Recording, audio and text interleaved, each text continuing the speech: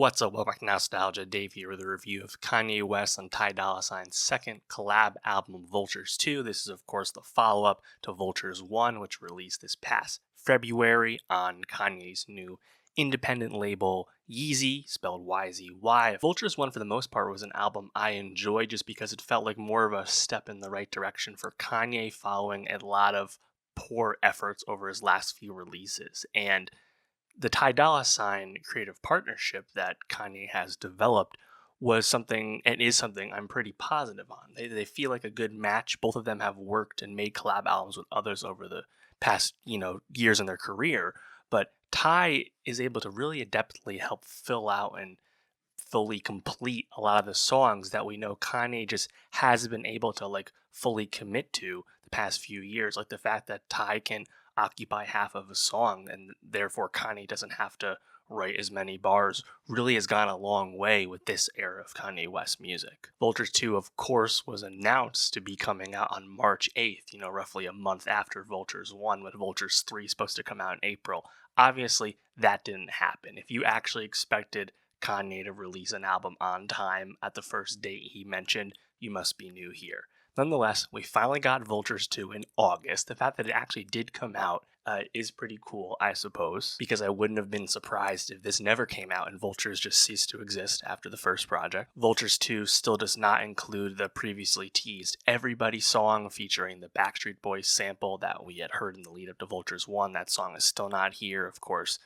Nicki, Ty, and Kanye's New Body has not been officially released on Vultures 2 either. As much as Kanye and Dolla Sign's Vultures 2 is a welcome surprise for actually getting released, it really doesn't stand up to the success of Vultures 1. Vultures 1 had 3 really impeccable songs on it: Burn, Carnival, and Fuck Some. They both happen to be the 3 biggest hits off the album as well. Nothing on Vultures 2 compares to those songs. And really, Vultures 2 just kind of comes across as stuff that was on the cutting room floor in the original Vultures sessions, and most of the good stuff already came out on the first album. That's how most album sessions work. Vultures 2 is notably not as dark, lyrically speaking, as Vultures 1, although there are still some moments where Kanye references some of his past and recent predicaments and controversies. It's also quite notable, and not for a good reason. The most memorable moments on Vultures 2 are often songs that have previously been leaked or teased, and songs that are just old, such as Sky City from the Yandi sessions from 5-6 years ago,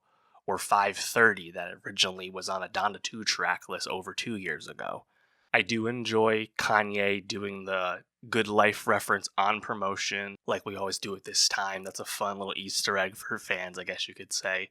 My favorite overall song is probably Field Trip. That one goes pretty hard. Forever Rolling is decent as well. But yeah, this is just not as interesting or memorable as the first Vultures. And even the first Vultures, we gave it as much praise as we did because it was just a lot better than the past stuff. Obviously, we're still a long way off the greatness of Kanye's past. Much like the first Vultures, I think this is an album where you take a few songs that you like, keep them in the rotation, and the rest of this is kind of going to wash over you, and you're just going to leave it in the past. And if Vultures 3 ever does come out, I'm going to feel pretty similarly, I'd have to imagine. But just kind of going through the song-by-song run here, it is, it's a robust full-length album for sure, 16 songs, 51 minutes. And right off the bat, we have the first song, Slide, featuring Kanye and Ty, of course. Beat's pretty good. Ty's kind of spitting in the beginning. Unfortunately, Ye's flow is really poor, and the bars are just super weak on this one. And it's just not much of a song because of that. Although Fred, again, does have a co-production credit on the song that stood out to me. The next song, Ty Moving Slow, I think this one's a bit better because you have almost chanting in the beginning, a la the chanting in Carnival from Vultures 1. Ye's bars, though, still pretty meh, although the second verse, I think, is a big step up. And the autotune actually sounds pretty good for Kanye. I mentioned Field Trip, which I like quite a bit. Playboy Cardi, super hard on this one. Ye's really good as well, although his verse is pretty short. I didn't really need Kodak on this song, to be honest. Kind of kills momentum, but I still like the song overall. Fried, also pretty solid, pretty hard. Actual chanting, totally in this song. Again, like Carnival, really fun. The bass starts really hitting, but Kanye's lyrics are definitely groaners. There's a lot of the kind of misogynistic, explicit, sex rap from Kanye, and it's just, really tough to listen to sometimes. I don't know if he gets quite as, offensive, as he did on Vultures 1, but like a lot of times he just can't help himself with just saying like really cringy, like nonsense stuff that happens to be about women's bodies for the most part. I mentioned Promotion because of the, Easter egg from Kanye, just kind of, using good life lyrics. It's fun as a fan, but Future on this song sounds great. Ty also awesome with some doubling vocals, really floating, honestly, in the beginning of the song. Kanye also sounds pretty good on it with a higher inflection, like a higher register. Got some nice organ drop in on this song. Husband, which is just a Kanye song, just written and produced by Kanye as well. It's just him singing, and it's subject matter I don't need to hear from him, honestly. Like, it's just not fun, and he's just not the right messenger for this kind of song at this point, let's be honest. Lifestyle, the next song, has an okay Lil Wayne feature, but then you get some of that husband singing again, similar mode, again, kind of odd. Maybe is interesting because it's really just the sample. It's the Maybe sample by Ketan Carussell, and that's really all of the song over like this James Blake beat, so it doesn't leave that much of an impression for me. I guess in a sense it's similar to how Kanye made Panda back in the day, where it's or what do you call it? Father Touch My Hands Part 2, which was effectively just Panda all over again, kind of a similar vibe, I guess. The next song, Bomb, Northwest, back again. She was, of course, on Vultures 1, and I think she was a lot better on that one, although on this one, she's like singing and rapping in Japanese. Fun, I guess. This has been a big trend lately with Kanye's kid on the album twice now. Of course, Adonis Graham was on For All the Dogs for Drake, and just a few weeks ago, Childish Gambino's son Legend was on his Bando Stone album. I still think the song on Gambino's album is the best because they're like going bar for bar, but it's been an amusing trend, even if usually the songs aren't anything special. River is solid. Young Thug, pretty good performance on this. Nice feature from him. And honestly, some of the best rapping from Kanye on the whole album. Too Much Money to Be in the Streets, Free Larry Hoover, Free Young Thug, etc. Ty in a gospel choir on the outro, very triumphant. I believe Charlie Wilson's in there as well. Sounds great. 5:30. I like this song quite a bit. Very like kind of old timey piano. Some of the best, most lucid bars from Kanye in the beginning, anyway. And then the second verse, he kind of falls apart with the like "listen to Drake, bitch" line and a bunch of other name dropping, including people on this album.